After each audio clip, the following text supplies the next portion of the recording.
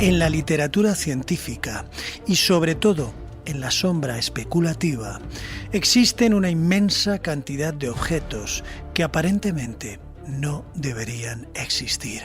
Artefactos que desafían la cronología, la lógica y la historia, tal y como hoy la conocemos.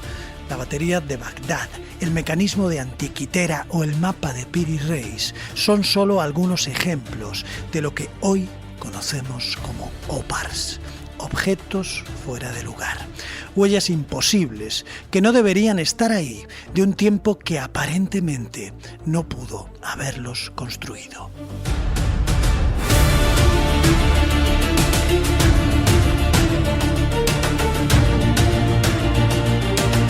Muchos se han probado como fraudes, pero muchos otros persisten en el tiempo manteniendo su halo de misterio y sus incómodas preguntas.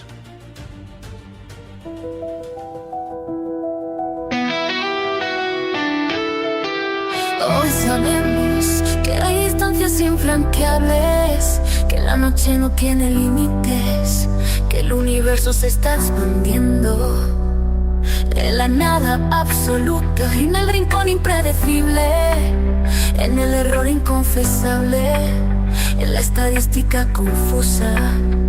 Y todos nosotros disfrutamos de una vida cuya voz desconocemos. Hoy sabemos. Bienvenidos a Soles Lejanos 2.0. Les habla David Minayo desde el lado tecnológicamente imposible de las ondas. Por cierto, permítanme hoy la publicidad subliminal, porque mi novela El Escalón Hillary está de enhorabuena. Y es que el proyecto Nubeteca de la Diputación de Badajoz lo ha incluido en su extenso catálogo y ya está disponible para el préstamo gratuito. Pero más allá de esto, ¿se imaginan ustedes que alguien en una conversación de bar les cuenta que ha oído hablar de un manuscrito de hace casi 500 años que describe cohetes multietapa, combustible líquido e incluso vuelos tripulados? Seguramente, tanto usted como yo pensaríamos que nos están tomando el pelo, pero lo cierto es que no. Lo increíble es que el manuscrito existe y fue hallado en 1961 por un profesor rumano llamado Doru Toderițiu entre los archivos antiguos de una ciudad que se encuentra en el corazón de Transilvania. Hoy vamos a explorar el conocido manuscrito de Sibiu.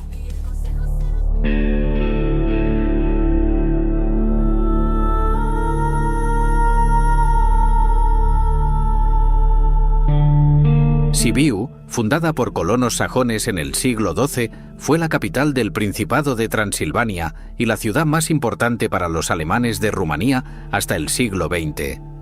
En sus calles se imprimió el primer libro rumano no escrito en latín.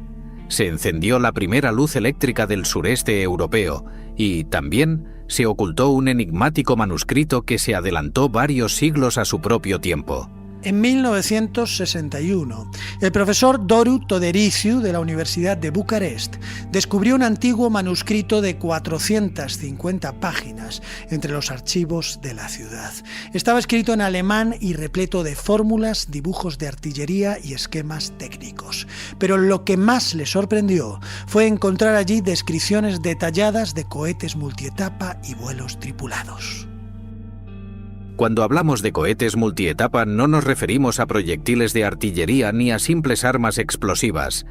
Lo que el autor del manuscrito describe es mucho más sofisticado. Un cohete multietapa es un vehículo diseñado para elevarse hasta perder de vista el suelo, utilizando una técnica fundamental en la ingeniería espacial moderna que consiste en varias fases o etapas, cada una con su propio motor y combustible. Para entenderlo debemos imaginar un cilindro que, a medida que asciende, va desprendiéndose de partes de sí mismo, dejando atrás las estructuras vacías que ya no necesita. Cada etapa contiene su propio motor y combustible. Cuando una se agota, se desprende del cuerpo y se activa la siguiente, logrando ganar impulso y, a la vez, perder peso. Muchos lo hemos visto en películas y vídeos de la NASA. Es una técnica fundamental en la exploración espacial moderna que increíblemente estaba descrita, con asombrosa precisión, en un manuscrito del siglo XVI.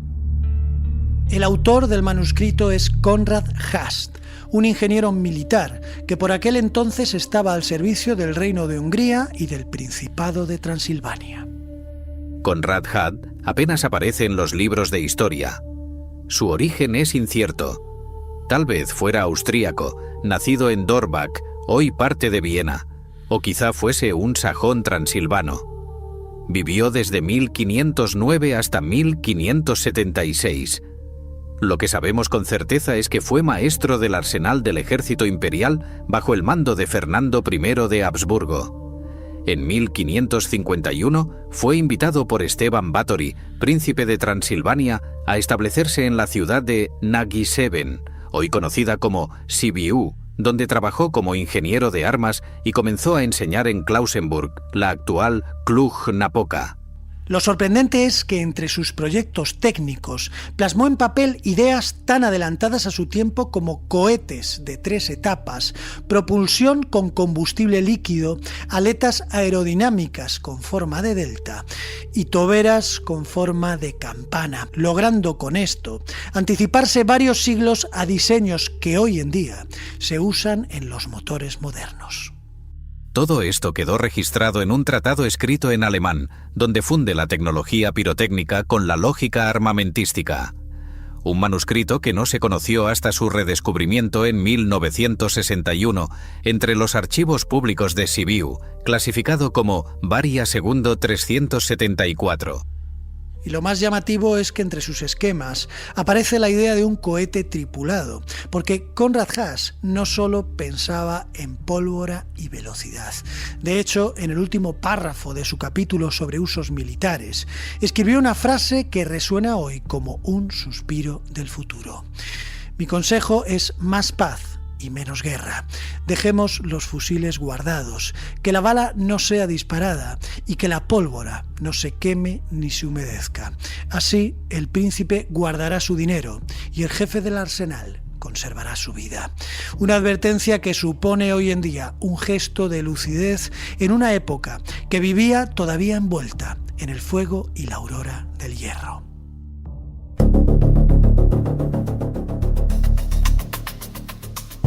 Entre las más de 400 páginas de aquel tratado técnico, Haas dejó constancia de una serie de diseños que, en pleno siglo XVI, no deberían existir.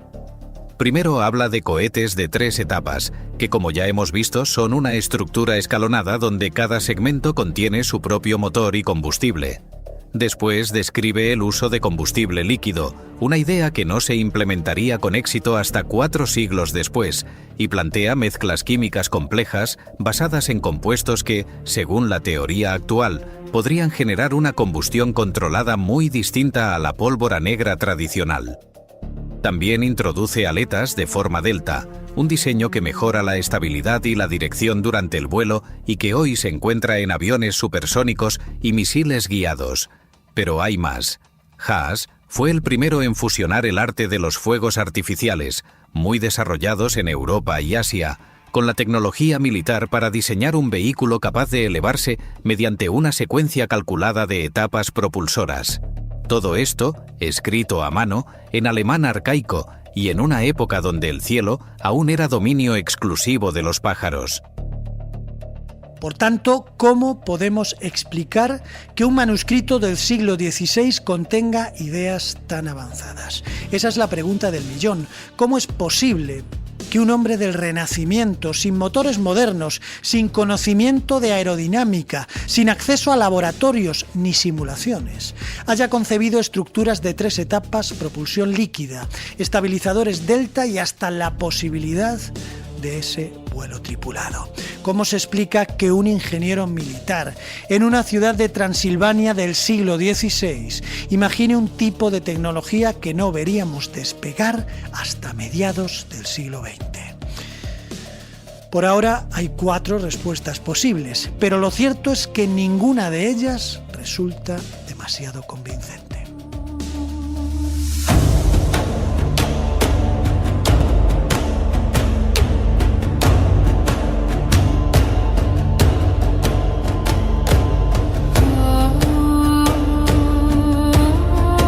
La primera respuesta, quizá la más lógica, es que se tratara simplemente de una elaboración teórica, un ejercicio intelectual, un experimento que se plasmó sobre papel. Haas tenía acceso a materiales, era jefe de arsenal y probablemente manejaba conocimientos alquímicos, pirotécnicos y empíricos muy avanzados para su época. Quizá fue un visionario que imaginó sin necesidad de construir. Un teórico adelantado pero sin medios para implementar lo que pensaba.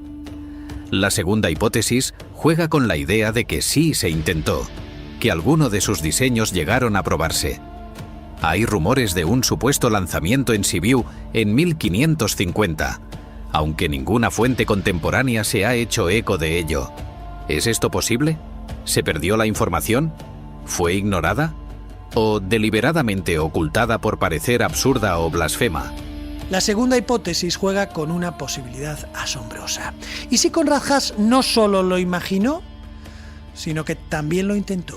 ¿Y si algunos de sus diseños o una versión rudimentaria de ellos llegó realmente a construirse? Existen rumores, difíciles de verificar, sobre un supuesto lanzamiento experimental en Sibiu en el año 1550. No hay crónicas de la época que lo mencionen, tampoco ningún dibujo ni ninguna carta, solo referencias orales posteriores, vagas y a veces contradictorias. Pero, ¿es esto del todo imposible? Haas tenía acceso a explosivos, metales, materiales técnicos y, sobre todo, tenía autoridad. ¿Pudo realizar pruebas en secreto en un claro del bosque o en las afueras de la ciudad, con un grupo reducido de oficiales? ¿Pudo ser algo demasiado experimental e inestable como para registrarlo? ¿Y si realmente se intentó, pero el fracaso o el peligro fue tal que se decidió silenciarlo?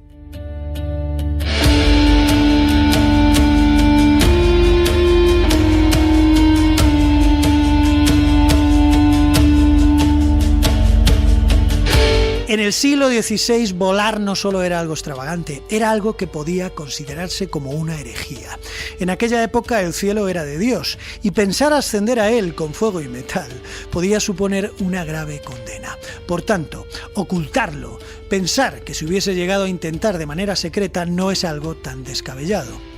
Pero para llegar a eso, antes debemos plantearnos una pregunta crucial.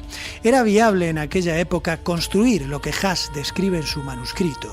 Es decir, ¿podía un ingeniero del siglo XVI, con los materiales disponibles por aquel entonces, fabricar un cohete multietapa funcional y lograr que volase?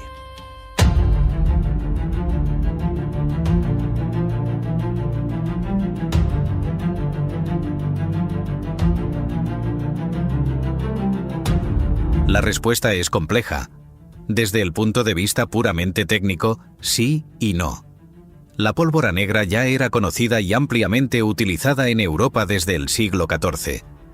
Los fuegos artificiales eran una disciplina desarrollada, especialmente por alquimistas e ingenieros chinos, árabes y europeos. Los cohetes simples de una sola etapa ya se utilizaban con fines militares y festivos, y existía el conocimiento suficiente para construir estructuras tubulares, sistemas de ignición y estabilizadores rudimentarios. Pero lo que no era viable, o al menos no con eficacia, era el uso de combustible líquido, que habría sido extremadamente difícil de controlar con los conocimientos de la época, porque no existían válvulas de presión, tanques seguros, ni sistemas de regulación del flujo. Además, las toberas en forma de campana requerían una comprensión avanzada de la dinámica de fluidos que no estaba al alcance de la ciencia de aquel entonces, y la separación entre etapas y la secuencia de encendido progresivo habrían planteado enormes retos técnicos sin medios de medición ni ensayo sistemático. Y, sobre el vuelo tripulado, la respuesta es aún más clara. No habría sido posible. No había materiales, ni protección, ni estabilidad suficiente para elevar un ser humano de forma segura. Por lo que la idea puede haber sido simbólica, visionaria o hipotética, pero no ejecutable con garantías mínimas en su tiempo. más allá de esta posibilidad. La tercera respuesta a esa pregunta del millón es algo más inquietante. ¿Y si Haas no fue el primero en hablar de aquello? ¿Y si se basó en manuscritos más antiguos, como se dice por ejemplo del mapa de Piri Reis, porque consiguió acceder a conocimientos transmitidos en círculos cerrados entre alquimistas, astrónomos o hermetistas? Tal vez su manuscrito no fuese una creación aislada, sino el eco de un conocimiento secreto y ancestral. Y luego tenemos la cuarta opción, que es la más provocadora y está fuera del ámbito de la historia oficial.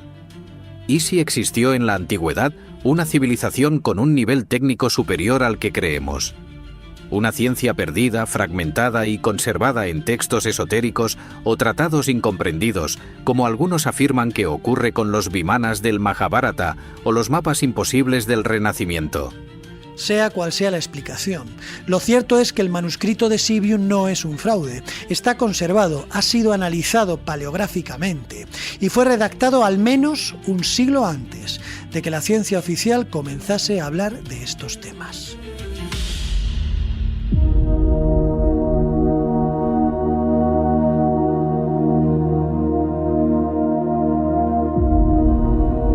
Hoy, cuando algo desafía nuestra lógica, solemos llamarlo noticia falsa. Pero a veces lo increíble no es falso, solo es demasiado pronto para creerlo. El manuscrito de Sibiu nos obliga a replantear la historia de la ciencia y a mirar atrás con nuevos ojos, replanteándonos la confianza que tenemos en nuestra cronología del conocimiento. Con unas agujas rotas, manchadas de hielo. ¿De qué nos sirve el amor cuando todo lo que queda es el aire entre los dos?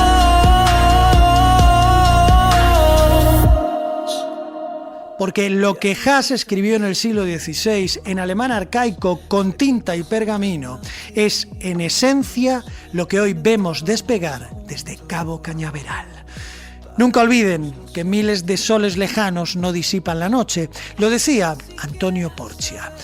Les espero en el próximo programa y suscríbanse si les ha gustado. Hasta pronto. ¿De qué nos sirve el amor?